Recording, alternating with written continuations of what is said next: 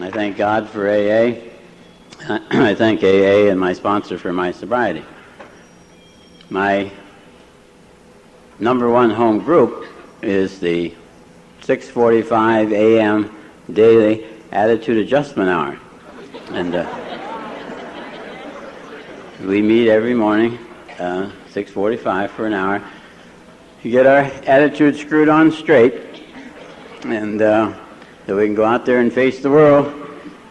We do the third step out loud together, and the seventh step, and the Serenity Prayer, and the Lord's Prayer, and the Vision for You, and the 24-hour book, and when it's best, Bill sees it, and we're the prayingest group you ever did see. And the idea is you get your attitude screwed on straight, and you go out there, and you go from that meeting to the next meeting in such a way that you don't criticize, condemn, or complain about anything, and nobody can screw up your serenity in any way. And by God, someday I'm going to make it.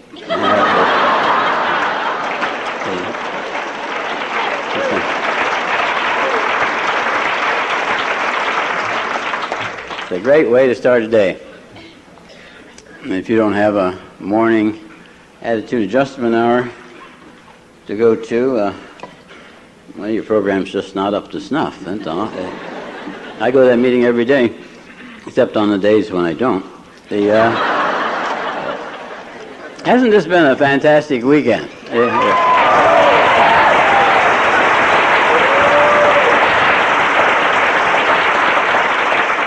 This is indeed the way to run a roundup. It's very impressive. Starting off with, even before the convention started, starting off with Ruth Thursday night and Ray. And what could be better yesterday than a day that with Max in the morning and Dottie in the afternoon and Johnny in the evening? What could you add to that except rain? You know, been a nearly perfect roundup. In fact, it's been such a good roundup, I'm absolutely convinced that it can carry itself for the next hour. And so I'm just going to relax and go with the flow. And I'm just delighted to be here. This is a fantastic thing. You have something special here. It isn't. It's taken me several days to figure out what it is, but it isn't just your growth, and it isn't. At first, I thought it was just your enthusiasm, and I thought it's so many young people. And no, that isn't it either. And I've never been any place where I've had as many young people come up and introduce themselves and sit and talk. And it took me a while to figure out what it is. And I think what I notice is you're not divided into us and them. It's just we. You know.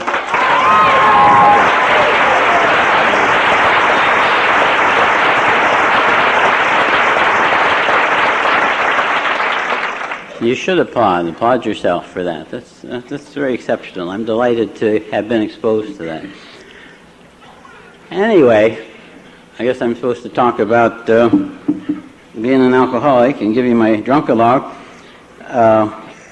It's a fascinating drunkalogue. I tend to get fascinated and forget to get sober before the time is up.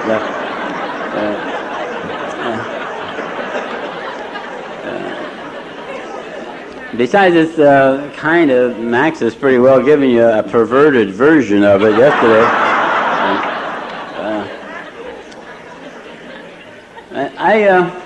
I said I'm an alcoholic, and the truth is I don't even know what an alcoholic is. I just know that I is one.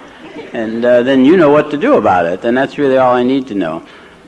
Essentially, though, I think of it as that I react peculiarly to the drug alcohol. I do weird and peculiar things when I drink it. I best not drink it, because I can't drink socially, or sensibly, or safely, or sanely. In fact, I can't drink worth a damn. It's just better if I don't drink. And yet, you know, common sense will say, then don't drink it, dummy. Which would be okay. I have a body that doesn't react normally to alcohol. When I have one drink, it tends to... I've never had a drink that didn't satisfy me. I take a drink, I feel satisfied. I feel satisfied all over. But in a little while, that drink says, hey, I'm the only one around here who hasn't had a drink. You know? and it wants to drink, and I give that a drink, and then it wants to drink, and I think, well, the easy way to get ahead of that is you have a double, and that, but you can never play catch up, and so I have a body that when I drink, sometimes, not always, but the longer I drank, the more often it happened, that when I take a drink, it wants another drink and another, and I end up accidentally drunk.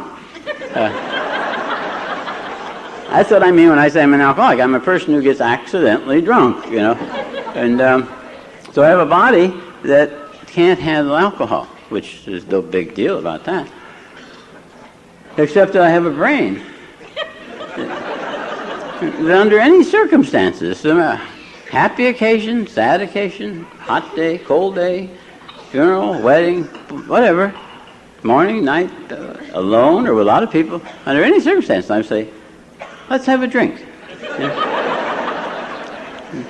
So I have a brain that insists on drinking and a body that can't drink. So I both have to drink and I can't drink. I have to drink, but I can't drink. That's a dilemma. What it means is that without AA, you're screwed.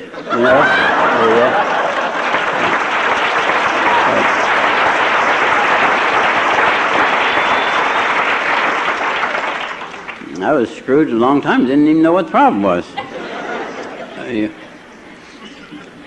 think it was Johnny said it, and some of the others have said it over the weekend. When they take a drink, they feel wonderful.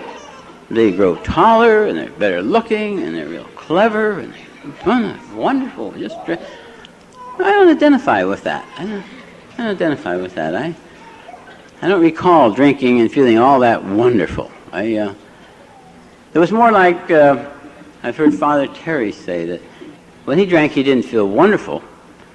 When he drank, he felt like he was going to feel wonderful in about 15 minutes.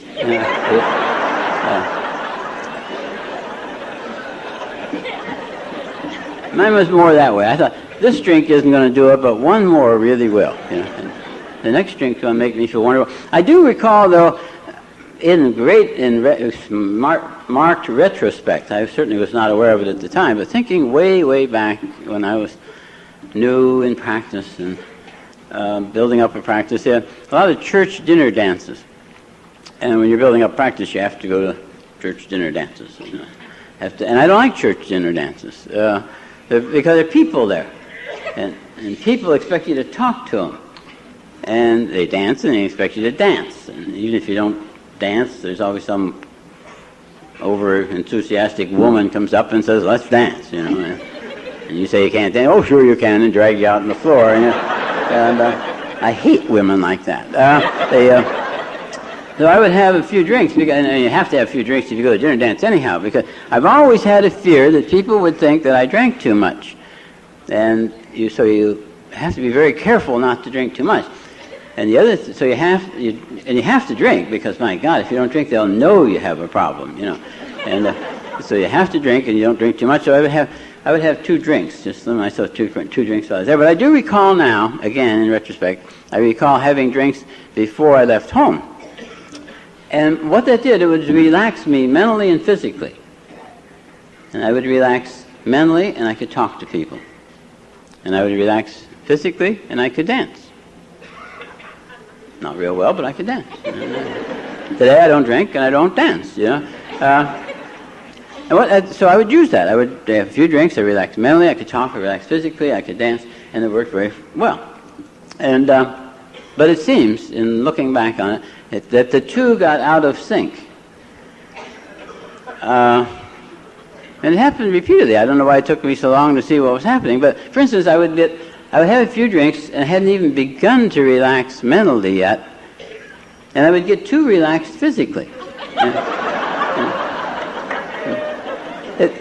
It might show up in my tongue or my mouth or in my voice, and I would find myself talking funny, and I would talk very slowly so nobody would notice. And,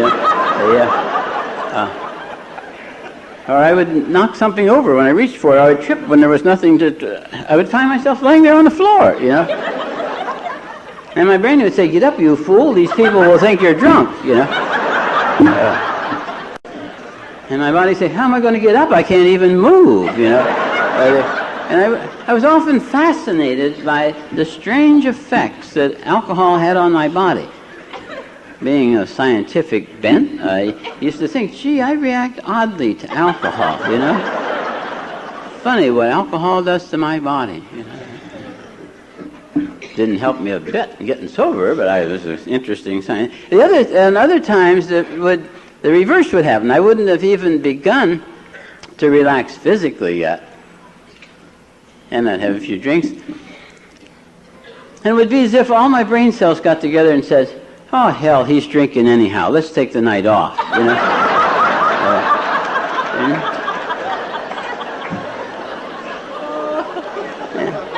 And then I'll go home, and my body go on doing its thing. And in the morning, I would try to figure out what my body had been doing when nobody stayed on duty in my brain to make a record.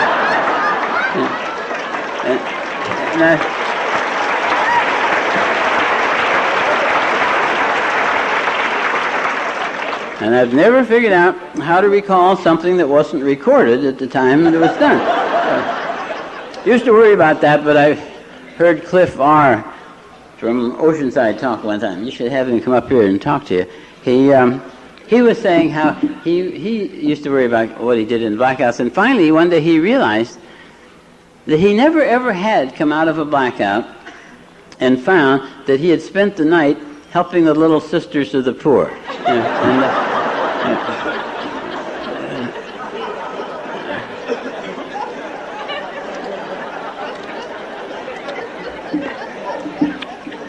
so I don't pay any attention to the blackouts anymore.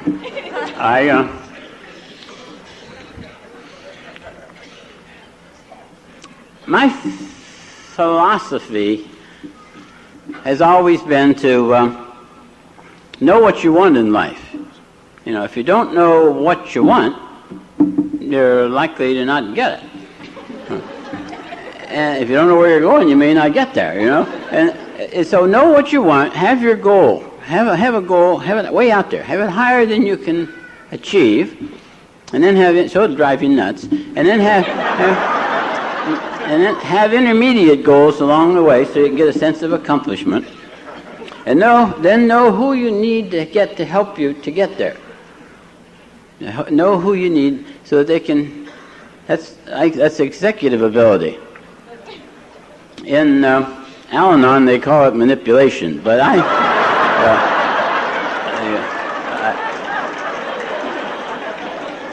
I like executive ability better.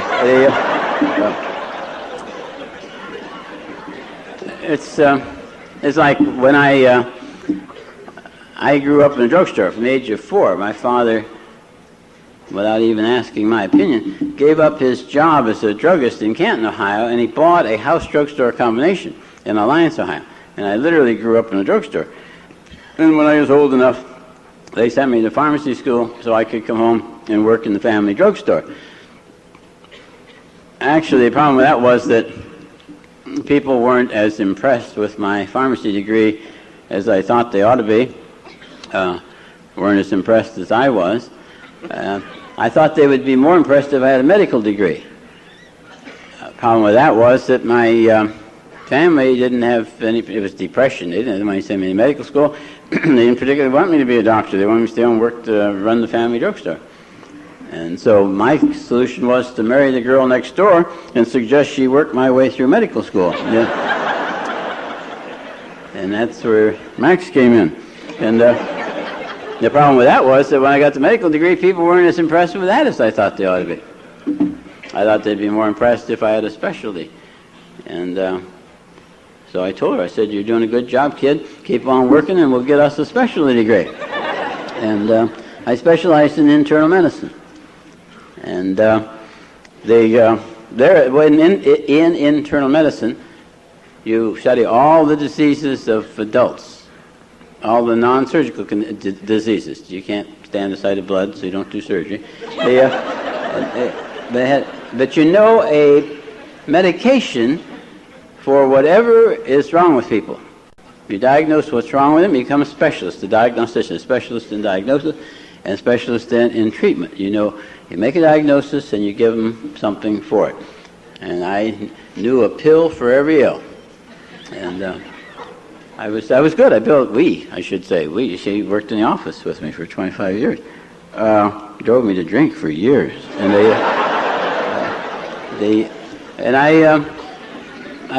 we built up a big practice in internal medicine, and I was very successful. I was very good at it. I'm very ethical. I've never gotten any particular trouble with the law on that. I tried hard, but I never got any trouble. And I even had my own version of the Hippocratic Oath, in that I never gave a patient a pill that I hadn't first tried out on myself.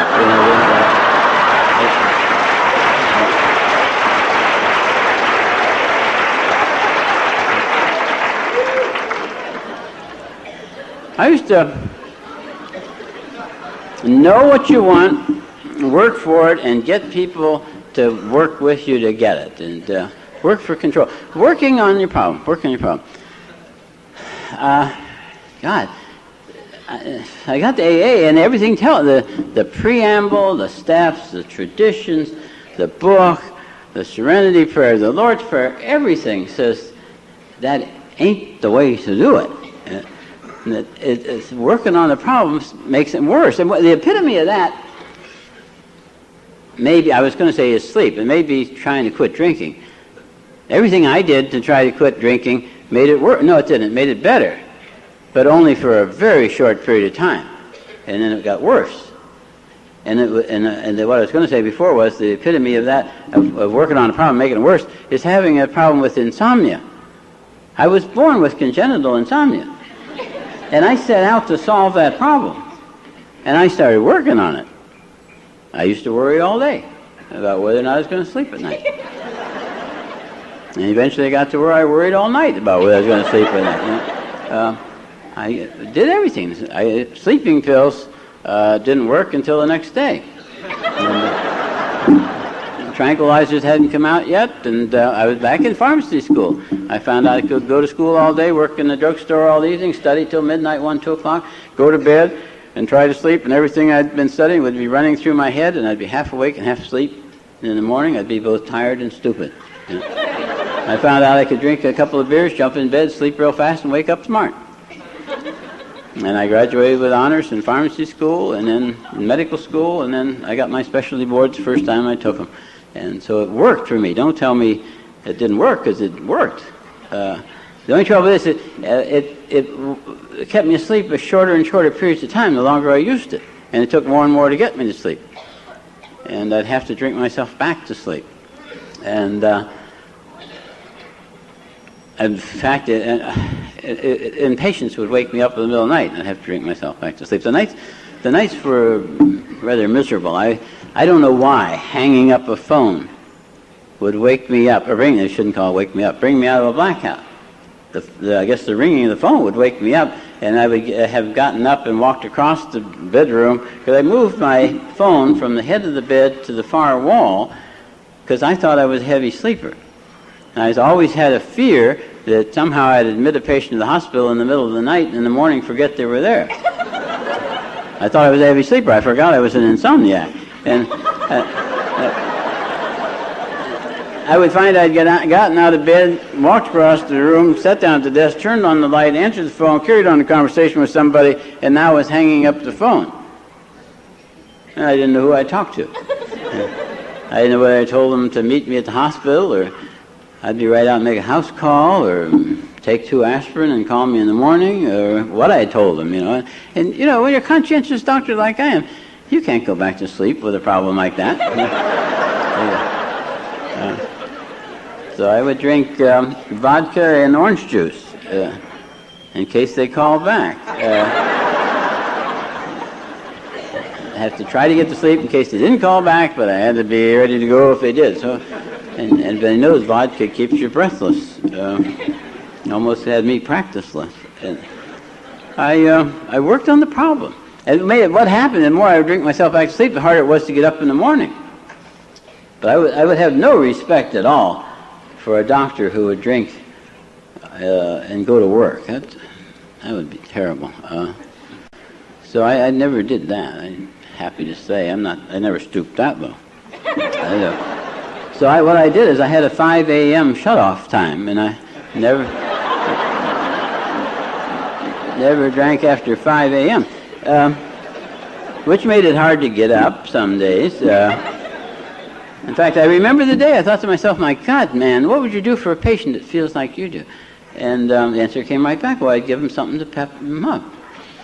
And I started taking some appetite appeasers with the upper and the downer in them, and the downer was to keep you from getting too nervous or jittery. And then a few days later, I thought to myself, what are you taking a pill with a downer in it for when you're trying to get upper? And so I left the downer out, and I was starting taking straight amphetamines and Ritalin and Benzedrine.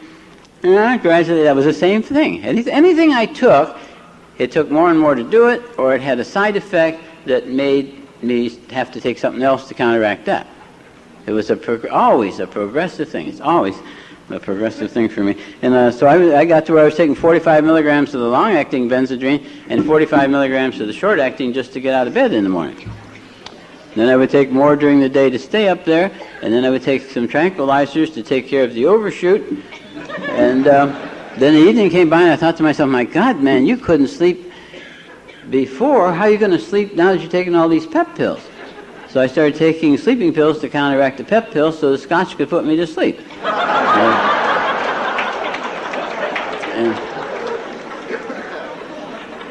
But I never became a pillhead. No, I didn't. So help me, I never became a pillhead. Pillheads take pills just to get high, or just for the fun of it, or just because they like to swallow pills. I never did that. Every pill I ever took, I took because I had the symptom that only that pill would relieve. I did. I either had it or I could feel it coming on.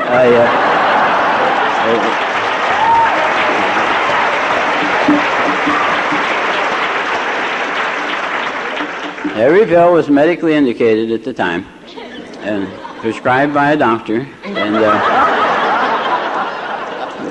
taken according to directions and dispensed by a pharmacist.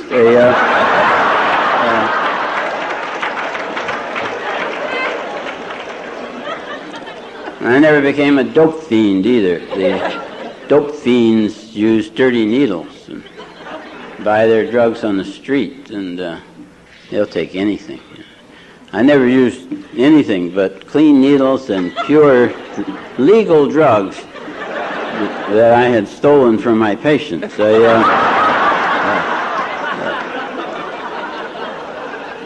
I never stole any from a patient that needed it worse than I did. In fact, they usually didn't need it at all. They came in with a flu, and I made a diagnosis of gallstones and called it cholelithiasis. That sounds medical. And I would tell Max was keeping the narcotics record, so I'd make a diagnosis of cholelithiasis and give them 2 cc's of B complex for the flu, and I'd give me 1 cc of demerol, and they'd owe me 1 cc. Yeah.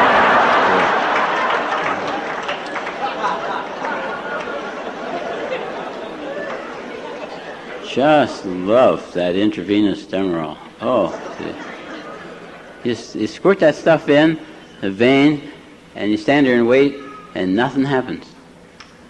And then all of a sudden it lifts you right off the floor, and you just float along. It didn't get that effect from alcohol, but I sure did from demerol. I never thought of that, but I love that stuff. It's not worth having a slip over, but if any of you ever do slip, you might try some before.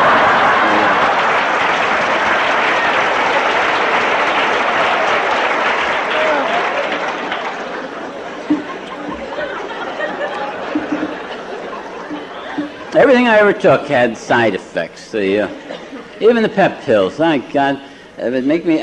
What it did is affect my hearing, in that I couldn't listen fast enough to hear what I was saying. Sometimes I'd hear myself saying something. What are you saying that again for? You've already said it 3 times. I think, well, it just sounds so good. I got to say it again. You know.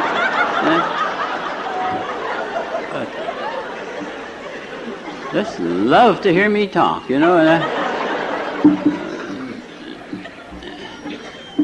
I do a lot of physical examinations. Being an intern as distinct from a surgeon or whatever, I do a lot of physicals. And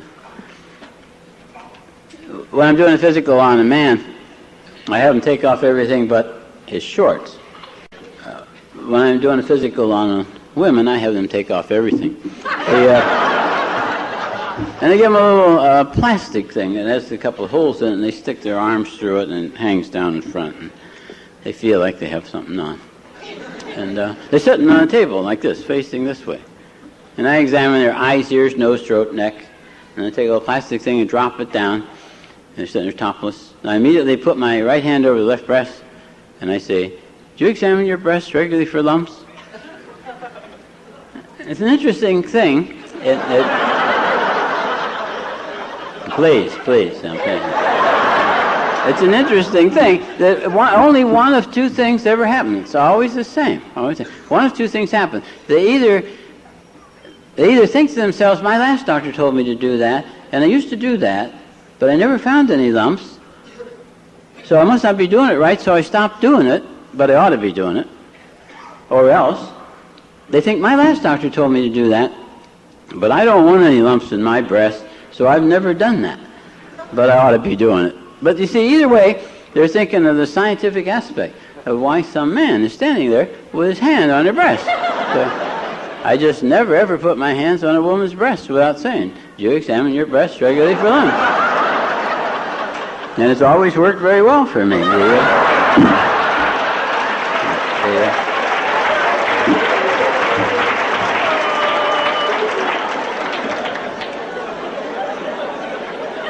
But one day, I'd had a rather difficult night, as I recall, and had the flu that morning, and got to work with the aid of a few extra pills, and felt very much like a martyr going to work, feeling the way I did. And I was examining this gal, and she was very small. It wasn't that she was so short, it was that she just wasn't at all well endowed in the breast department, you know. And I examined her eyes, ears, nose, throat, and neck. I took a plastic thing, I dropped it down, and I put my right hand over her left nubbin. And I looked at her very solicitously, and I said, "Do you examine your lumps regularly for breast?" You know?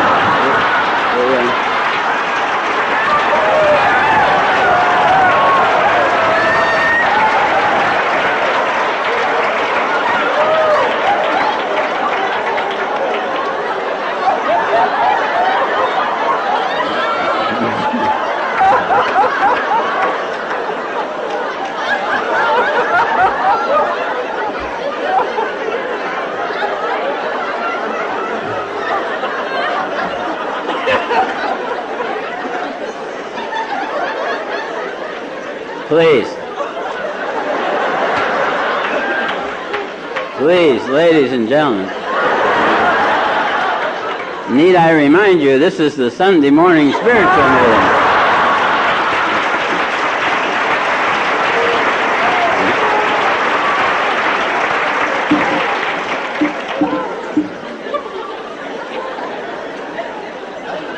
I've often wondered whatever happened to her. I'm sure she's in AA somewhere.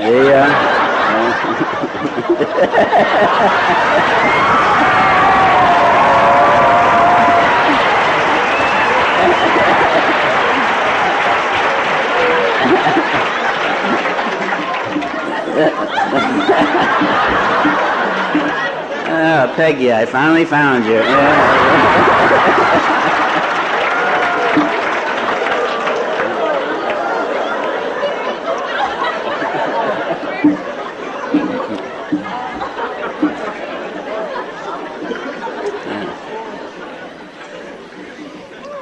Oh, my. I've been working on my sleep problem. I even got to where I was injecting pentothal in my veins. You know, pentothal is what the anesthetic they give you. They stick it in your vein. They say count to 10, and you say 1, and zing, you're asleep. Beautiful. It's an instant blackout. That's what it is. And I used to zing myself to sleep with that. I couldn't lie there in bed and have my one daughter call the other daughter and say, "Hey, come watch Daddy take his nightly fix." And I couldn't drive down to the office and put me to sleep and then drive home and go to bed. So I would keep this stuff in the bag in the car, in the garage. In the garage, thank God, it was attached to the house. And after a busy day of work and pill taking and an evening of drinking, I decided it was time to go to bed. I'd go out in the garage, I'd mix up penicillin, put it in the syringe, stick it in my vein, put the tourniquet on, and I'd try to figure out, now, how many pills did I take? So I can squirt this stuff in, take it out, take care of it, throw it in the bag, throw it in the back car, slam the car door, run down the hall, and jump in bed so I could fall asleep. Yeah. It was very tricky. It took all my pharmaceutical and medical knowledge, because at least a little bit, just at least a little bit too much. And I just zing right under the car, you know.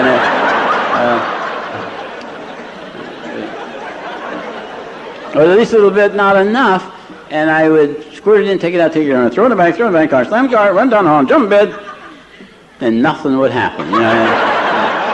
It was all or none. You know, half measures weren't worth a hoot. You know, and worse than that, it didn't last long. It was fast asleep but fast awake.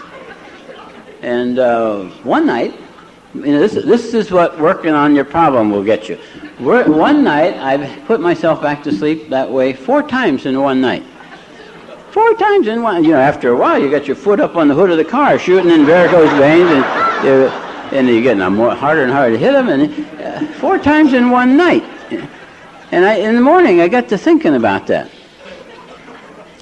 And I thought to myself, you know, that's not social sleeping. You know,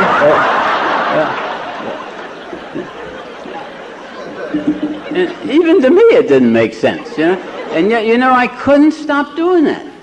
I couldn't stop shooting that stuff until I found ways of setting threats to my license if I bought any more. So I made it so I couldn't buy anymore, because if I had it, I used it. And I had to do the same thing with narcotics. I had to set up ways so that I couldn't buy narcotics. That wasn't too hard to do, because I had a medical building beside a hospital. So I'd see people in the office if they needed narcotics. There was the emergency room right next door, and so on.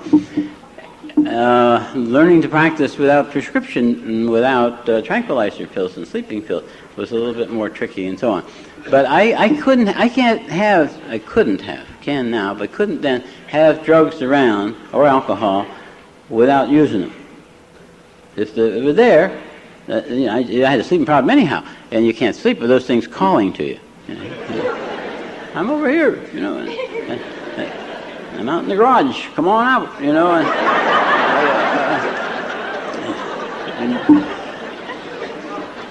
I used to work on my sleeping problem. That's the limit to which it got.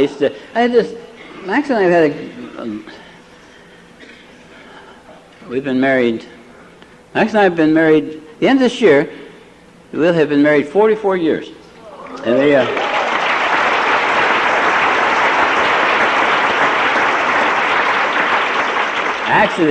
Actually, we've been emotionally involved to varying degrees of intensity for 59 years.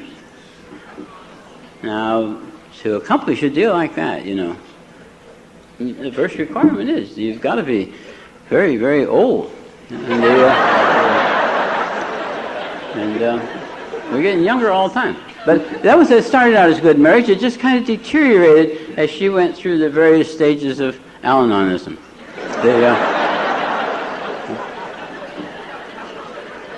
And it wasn't that I didn't care, it's that I cared too much. I worked on that problem. Everything I did to help her. It seemed to help for a little while, and then it got worse. And it seemed that the harder I worked on the problem, the worse it got. The more I tried to help that woman, the sicker she got. And she just kept getting sicker and sicker. And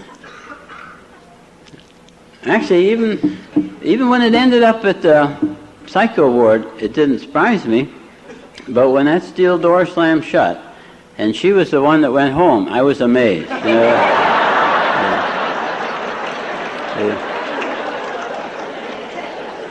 Actually, I started out talking about how you started meeting out with this, given your sobriety date.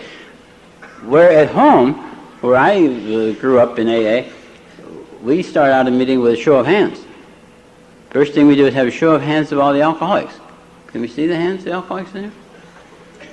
Isn't that pretty? Yeah. And then we asked for a show, asked for the hand. I know there are Al-Anons here. I can feel the vibration. Can we see the hands of all the Al-Anons? Don't be afraid now. Let's give them a hand. That's enough. That's enough. Al-Anons are easily spoiled.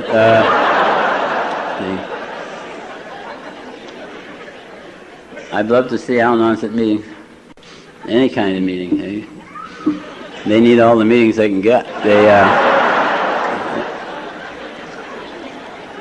Don't laugh. You shouldn't laugh. You should never laugh at the Al-Anon. Our book mentions them. It says they're not at fault. They seem to have been born that way.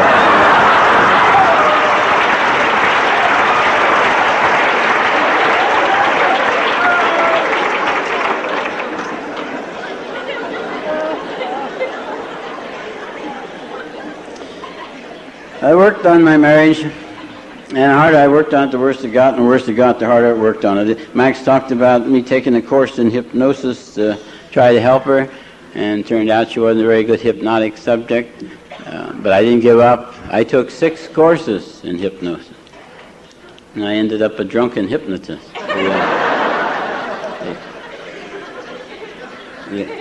I worked on my insomnia, it got worse. I worked on my marriage, it got worse. I worked on my drinking problem, and it got worse. I did everything I could to control my drinking.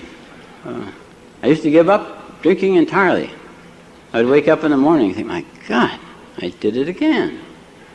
That's ridiculous. That's ridiculous to do that. If you can't drink any better than that, for God's sake, don't drink it. Give it up. Don't drink anymore. That's a good idea. I'm not going to drink anymore. I quit. And geez, it felt good to quit. I get up and go to work and I think, boy, I'm glad I don't have to drink anymore. I wish I'd have done this a long time ago. Yeah. Go through the day. Good day. Not drink anymore. That's nice. On the way home, I think, we have a social engagement coming up. We walk in this doctor's party, and the doctor's wife's going to say, "Hi, Paul, what did you have to drink?" And I said, "I'm not drinking anymore." That's going to be embarrassing for her. You stand out. You make everybody feel inferior by not drinking. So I'll just drink beer. I stop and get a 6-pack of half quarts. In the morning I'd come to and I think, that's ridiculous. You can't drink, you ought not drink it. And I'd quit all over again. I did it day after day after day. I quit forever. I worked on my drinking problem. Everything I did helped for a while, a very little while, and then it got worse. I ended up in AA against my better judgment.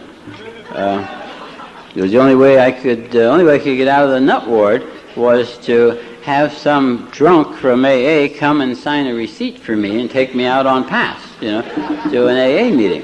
And AA it took me 7 months before I became an alcoholic. I wasn't an alcoholic before that. I used to find myself accidentally drunk, but I wasn't an alcoholic. Now that I'm an alcoholic, I don't even drink.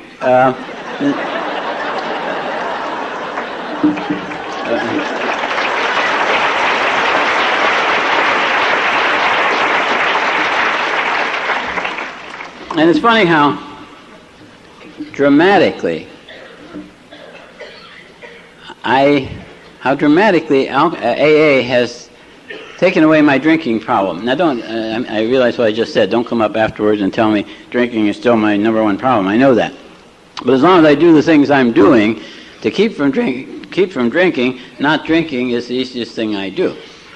It's dramatic the way AA has done that for me. I couldn't do it.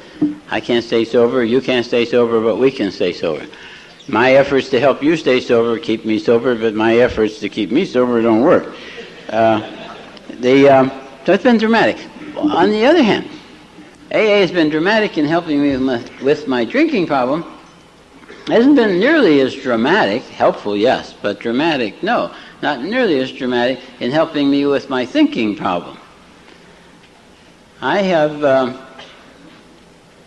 was going to say I have a lot of trouble with my thinking. I don't have a lot of trouble with my thinking. All my trouble is my thinking. Yeah.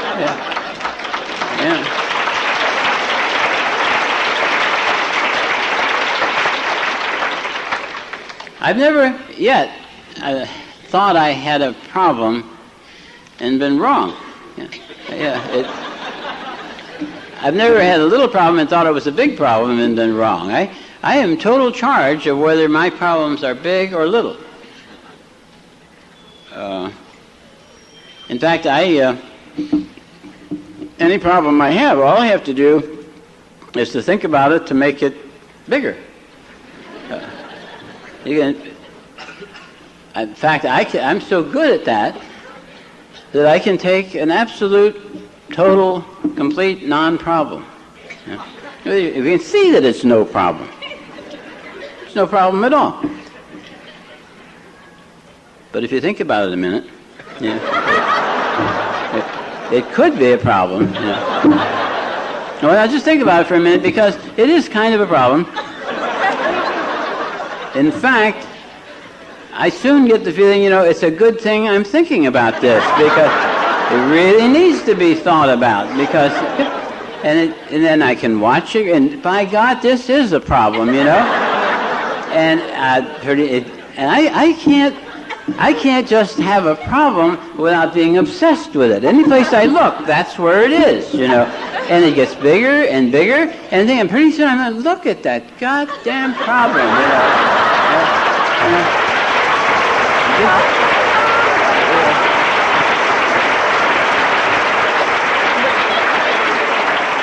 And some fool will say, well, don't think about it. How are you going to think about it? And I'm overwhelmed with this problem, and just can't get away from it no matter what I do. It goes to bed with me at night. And finally, the phone will ring. And somebody I'm sponsoring will call up with some really stupid little...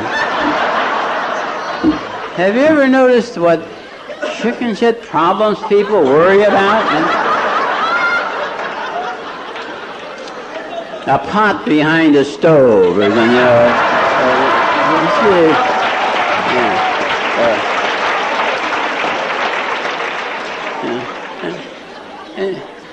and you know what they ought to do right off. Say the Serenity Prayer, do the third step prayer. Don't think about, you can think of a million answers, but you can't tell them. You can't tell them. You got to wait. If you just tell them right off, they'll think you're insensitive and you don't care. You don't understand. So you have to listen. You have to listen until they feel listened to. When they're through babbling away about their silly little problem, then you pick a number from 1 to 12.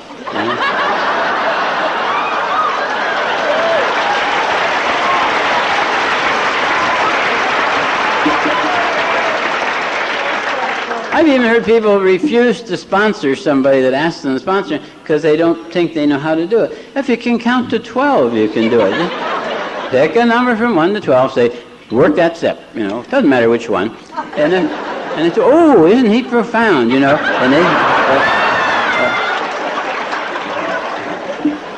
they finally get the hang up, and you come running back and say, what happened to my problem, You can't neglect problems. You've got to stay right in there and nurture them, care for them. Problems are very sensitive. You have to... Can't neglect them. My thinking. In fact, I'm sure you have it too. The 20 questions. The Al-Anons probably may not know it. 20 questions about, are you an alcoholic? You get 3 or more yes, that means you're definitely alcoholic. And I carry them with me because they're good things for me to remember. And I like to substitute the word thinking for drinking. Maybe you Al-Anons might want to listen to this too. But I like to go through the questions and substitute that word, and you get real dumb questions. Do you lose time from work due to your thinking?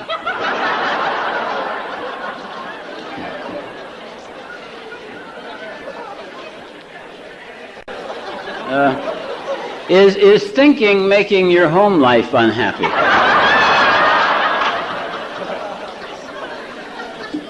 Do you think because you are shy with other people? Well, of course. Is your thinking affecting your reputation? Have you ever felt remorse after thinking?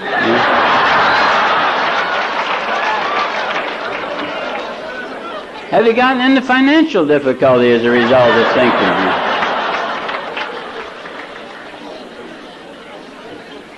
Has your ambition decreased since thinking? No, to hell with it. Do you crave a think at a definite time daily?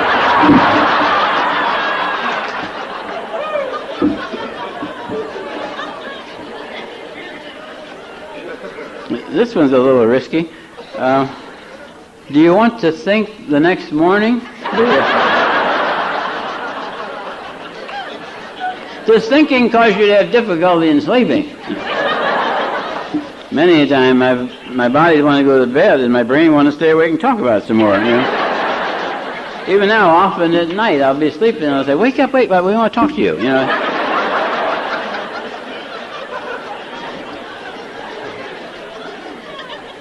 Is your thinking jeopardizing your job or business? Do you think to escape from worries or trouble? Do you think alone? Not all of you can say yes to it, but I can.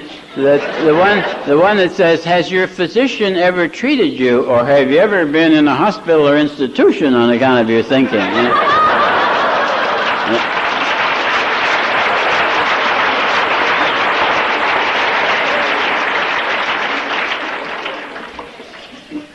But the one I like best is the one that says, have you ever had a complete loss of memory as a result of thinking?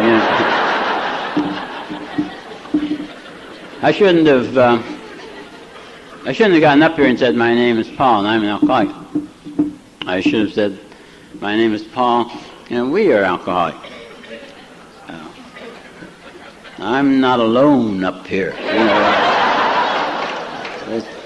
I go, they make a big deal out of schizophrenia. Schizophrenia is split personality. Split it, there's two. Two. They even wrote a book about, what, Sybil. No. Is that her name? Sybil? Multiple? How many personalities does she have? 13? 16? I hear 16. Do I have any of that? Huh? Anyway, a whole bunch. Yeah, that's enough. And I've got personalities I haven't even used yet. I think what I've done, I've had to divide and conquer. I've had to divide me into segments, pieces, personalities. What's happened is I've been run by a committee. And worse than being just a committee, nobody told me I was supposed to be in charge. There's been no chairman. Whoever talked the loudest, that's what we did. It's been by like a committee with nobody in charge, and or like a crowded Greyhound bus with no driver. And one of the passengers to get up and drive for a while, and then they'd sit down. Somebody else, they'd drive a while and sit down. We wondered why we never got there. My head has been a condo for rent. The different people move in and stay a while, and they move out.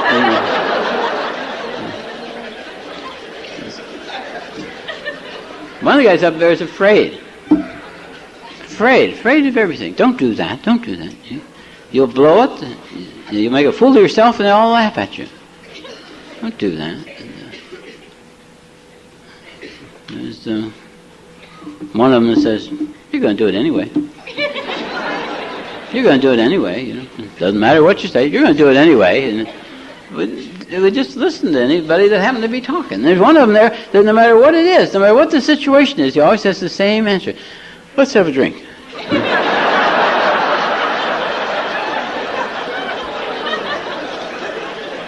There's really nothing wrong with that, except that every time he took a drink, we all got drunk.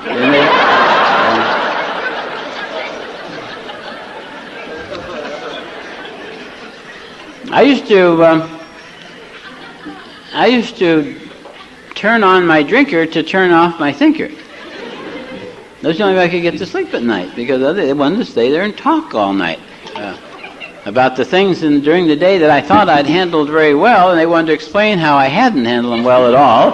I'd really screwed it all up, and in the morning it was going to be just awful. And I used to have to drink to shut them up. And I find I can't do that, because that's... what time did we start, for God's sake? That's how God talks to me. He talks to me, he's one of those voices. So I can't turn them all off. He talks to me, one of those voices, and he talks to me as one of the many voices in AA. And I always have to keep listening, because I never know when it's going to be him. And so I can't turn them off. And today I don't want to anymore. I found out a lot of times when they're all talking at once. Talk. Sometimes I scream out loud, who's in charge here anyway? And I take charge. And I decide, among the many suggestions, which ones we're going to follow. And so I'm taking charge of my life in that sense. And that's the way it is with knowing who's listening to God's voice. It's kind of like being at an AA meeting. I let them talk, no matter what they say. They didn't say anything they want.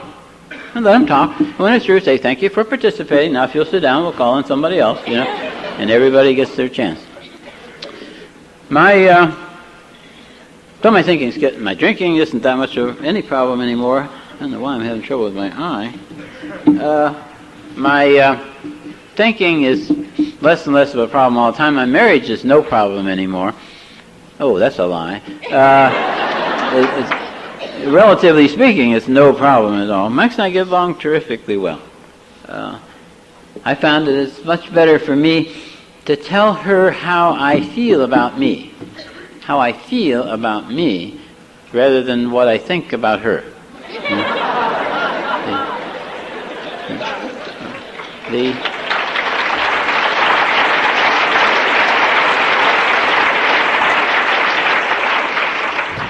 Because I'm three people in the sense that I am what I do, and you see that, and I am what I think, and I can tell you my opinions and what I think about things, and I am what I feel. And more we deal on the feeling level.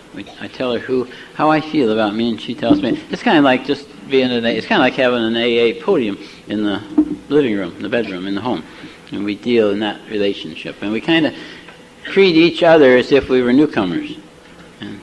Well, you taught me how to love, none of this 50-50 marriage stuff. It's 100%. You don't say to a newcomer 50-50.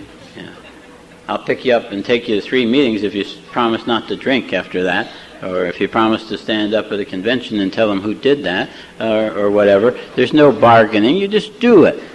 You don't ask anything of a newcomer. You don't even ask them to quit drinking. You give, and you're grateful for the opportunity to give. And Max and I are trying to carry that more into our marriage, and to give instead of what we get. The 50-50 thing was no good. I used to watch to see what I gave my only 50, and then I decided my 50 was greater than her 50, and that sort of thing. And I would take some back, and then she'd take some back, and that never worked. So the marriage thing is getting better. And the sleep thing is no problem anymore. I've commonly stated at my home group and other places that I've turned my will and my life and my sleep over to the care of God. And that way, if I ever die from lack of sleep, we'll know who to blame. And with that threat, he said, I get all the sleep I need. I may not get all I want, but I get all I need. And it's just none of my business whether I sleep or not. My job is to lie down and relax and focus my attention on one thing, whatever that is. And pretty soon my brain gets bored with that and says the hell with it and shuts up and goes to sleep. And I decided that if I have the big book by my bedstand And I'm either willing to lie there and rest, and either rest or read. I'll either be a good sleeper or an authority on the big book. You know?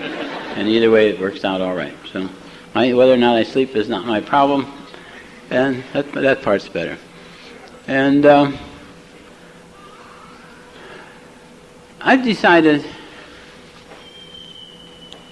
that I need to focus more on whether or not I'm enjoying life. Talk about it being the great life and the happy life. My feeling is that if I'm not enjoying my sobriety, if I'm not enjoying my program, I'm not doing it right. I came here to work on problems and work on and try to find solutions that you could work on. And I found out you're not supposed to do that. Everything is let the problem alone and work on yourself. I've heard it said our problems are always in ourselves. We are always the problem. I'm not sure that's always true. I think it's largely true, but I think a lot of times the problem is out there. But we find inside answers to outside problems. No matter where the problem is, whether it's outside or inside, the answer is inside. We find inside answers. Happiness is an inside job. And working on a problem makes it worse. What I need to do is to act as if I had the answer and move on into the answer. That's how I got sober. It took me 7 months of coming to meetings before, as I said, before I could turn into an alcoholic. There are several things that I heard that stand out in my mind that helped me make that switch over to being an alcoholic. One of them was, I remember the guy, a big, husky, healthy guy, stood up there and said, "If I don't drink today, I'm a success today." And I said, "Oh my God. What a goal in life, to brag about not having a beer today or something." And yet, today I realize that the most important thing I can do today is to not take a drink. And my primary goal in life is to be a successful member of AA. Successful can mean whatever you want it to mean. I vary a little bit, but myself from time to time, but I don't know any successful members who drink or take pills.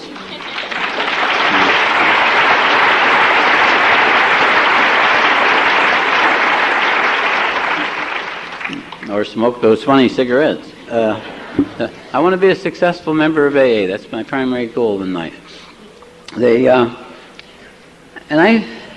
I also heard somebody say of themselves, they stood at the podium and they said, "I was judging me by my intentions, and the world was judging me by my actions."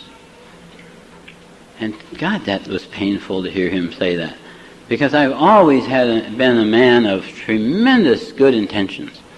I've always wanted to be a better doctor, a better husband, a better father, better man, better everything. I've always been in a let's be a better person business. And when that person said that, I just stripped myself of my intentions and looked just at my actions. And I turned out to be a drunken doctor, a drunken husband, a drunken father, drunken citizen, drunken neighbor, just a common, ordinary drunk. And it was painful, but it was very meaningful to me. And one of the things that really clinched it was the time that somebody said, I spent all this time trying to figure out, is I really or is I ain't? And finally somebody said of themselves, they said, "I would rather be in AA by mistake than out there by mistake." And I made it 2 columns, what it costs to go on drinking.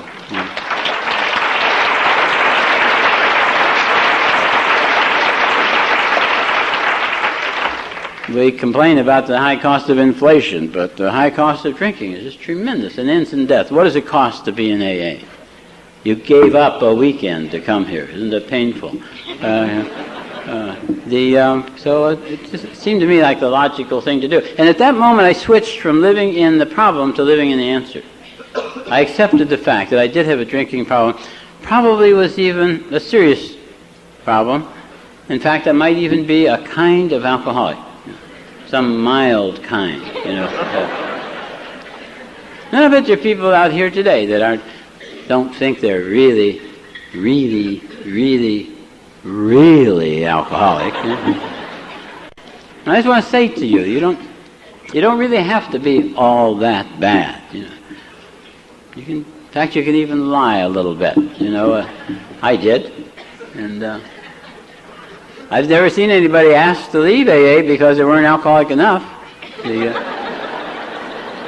I've seen a lot of people leave because they didn't think they were alcoholic enough. But never seen one of them come back, if they got back, who didn't come back more alcoholic than they left. But so there's two ways to become more alcoholic. You can either drink some more, which is the painful way, and you might never get another crack at sobriety, or you can stay. And as you stay, you'll become more alcoholic, even as I did, because everything I'm telling you tonight, I didn't know when I came here, didn't remember. And you don't have to be all that bad to belong here. I hesitate to say this publicly, but we're generally well known for the fact that in this organization we'll take just about anybody,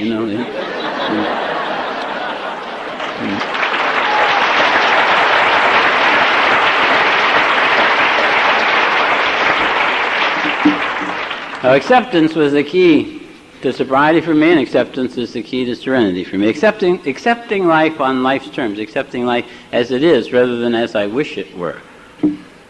And my thing through life always has been, it's okay to be upset as long as you knew what you're upset about, and it was a good reason.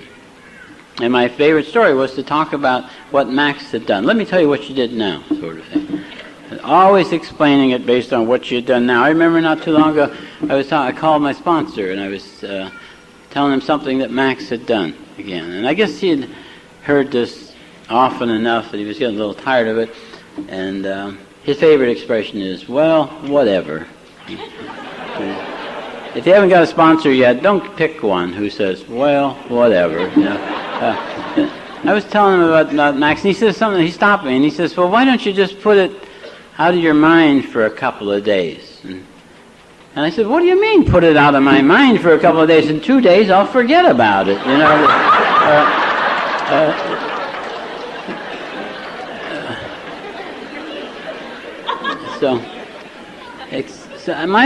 what I've had to do with one of the most difficult things I did, I've always had the feeling I would be a different husband if Max were a different wife. And one of the gals at my morning meeting said that her sponsor had told her that her job wasn't to make her husband a better husband, her job was to make herself a better wife. And I tried to accept the challenge of being the husband I would be if Max were the perfect spouse. Don't try that if you're not ready for it. It's a hard one to carry off, I'll tell you. So anyway, my relationship with Max is better. My relationship with God is far better. I have a lot of people have had to change spouses. I didn't. I've changed God concepts. I have a different relationship with God. We get along fine today. We're good friends. We ride to work together every morning, except on the days when he forgets. And and I no longer tell him things to do, because I tell him, I'll pedal and you steer. And for God's sake, watch where you're going.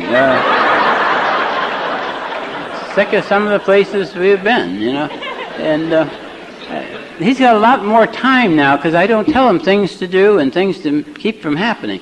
And as a result of that, you might be interested in this, as a result for that, I rent him out. I rent him out free. So if any of you don't have a God that you can rely on and use and believe in or anything else, use my God. Just go ahead and use him. Just tell him I sent you, and see how it works. If you don't have to believe in him, just believe that I believe and use him. And actually, what that is like is as if I told you I gave you a book of blank checks, and it said there was $1 million in an account. Go ahead and write checks. Now you could be too smart. You could just know that wasn't true. And be so smart that you wouldn't write any checks. And you'd be right. Because for you, there wouldn't be any money. But if you wrote a check and they cashed it, and you wrote another check and they cashed it, the more checks you wrote and they cashed, the more you'd be likely to write. And for you, it would be true. And that's the only way you'll ever find out whether God is there or not. You're going to have to write checks. And if they cash them, fine. You know, what? Even if he's not there, you got the money, you know. So that's the way God works for me. He and I are good friends, and you're free to use them anytime you want. My God is not so hooked on this heaven and hell business.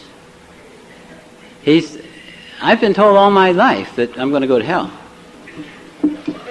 I've been told all my life. Priests, ministers, nuns, clergymen have been telling me all the time. If I don't do what they tell me to do, God's going to send me to hell. Heaven or hell, one or the other, but it's most likely hell. When we die, we're going to go to the pearly gates, and before we get in, we have a pre-admission interview with God, and He's going to say, were you good? And based on that, He's going to send you to eternal reward or eternal damnation. I've never met anybody who's had their interview. I've never met anybody who met anybody who's had their interview. So it must be true. They wouldn't tell us if it weren't true. But I'm still not absolutely sure. And it might be just a theory. And as such, I'm allowed to have my own theory. And I think God has just gone to a hell of a lot of trouble. Excuse me, God. God has gone to a lot of trouble to make us happy. He's done all kinds of things to me. Why so many joyous occasions? Why so many occasions for joy? Why so many varieties of beauty? Why so many opportunities for love? I think He really is much more concerned with whether we're enjoying it, whether we're happy or not, and just exactly what we've done every minute in our bedroom, and whether we had a dirty thought or not. I think He really wants us happy. And it's my feeling, at least it is with my God, that when we get there, if we get to a pearly gate, and if there is a pre-admission interview, He's not going to say, were you good? According to the current theory, He's got a book full of marks that proves that anyway. He doesn't need to ask you. What He's going to say is, I've been working hard.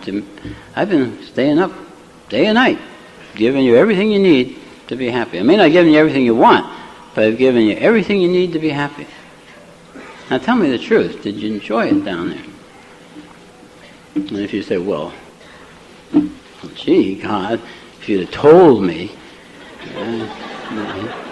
He'd probably say, no, quit stalling. Just tell me the truth. Were you happy? Did you enjoy it? And if you say, well, not really, God, he'll probably say, well, you can go to hell. Thank you very much.